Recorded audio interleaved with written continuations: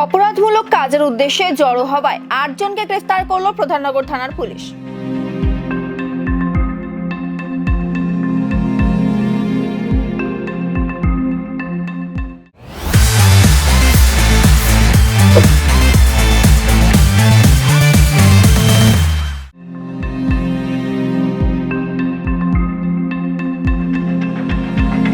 ধৃতদের নাম শিব ছেত্রী, অনিল শর্মা, এমডি ফিরোজ, উজ্জ্বল ছেত্রী, অলিশ মুখিয়া, নিমা ইয়ালমু, দীপক গুরুং ও সজল রায়। পুলিশ সূত্রে খবর, মঙ্গলবার রাতে শিলিগুড়ির ১ নম্বর ওয়ার্ডের অন্তর্গত মহানন্দা ব্রিজের নিচে বেশ কয়েকজন জড়ো হয়েছিল।